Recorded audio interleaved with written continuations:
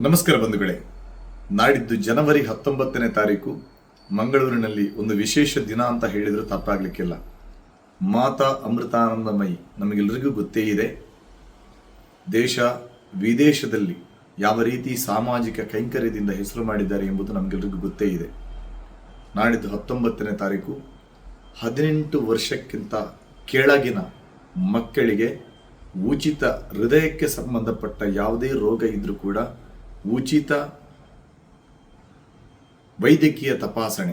ಏನಾದರೂ ತೊಂದರೆಗಳಿದ್ರೆ, ಹೃದಯಕ್ಕೆ ಸಂಬಂಧಪಟ್ಟಂತಹ ಏನಾದರೂ ತೊಂದರೆಗಳಿದ್ರೆ ಅವರದ್ದೇ ಕೊಚ್ಚಿಯಲ್ಲಿರುವಂತಹ ಹಾಸ್ಪಿಟಲ್ನಲ್ಲಿ ಫ್ರೀ ಆಗಿ ಅವರಿಗೆ ಶಸ್ತ್ರಚಿಕಿತ್ಸೆಯನ್ನು ಮಾಡುವಂತಹ ಕೆಲಸ ಕೂಡ ನಡೆಯಲಿಕ್ಕಿದೆ.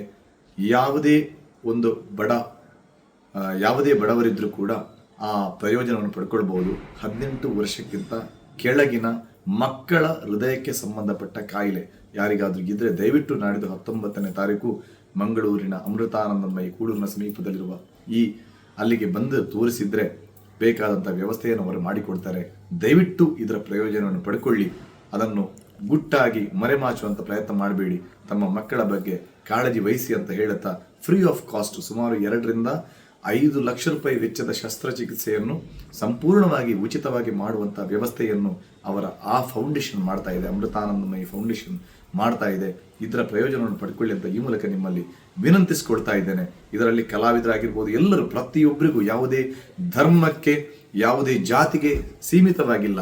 ಯಾರು ಕೂಡ ಅಲ್ಲಿಗೆ ಬರಬಹುದು. ಯಾವ ಜಾತಿಯವರು ಯಾವ ಧರ್ಮದವರು ಕೂಡ ಬಂದು ತಮ್ಮ ಮಕ್ಕಳನ್ನು ಅಲ್ಲಿ ಪರೀಕ್ಷೆ ಮಾಡಿಸಿಕೊಳ್ಬಹುದು.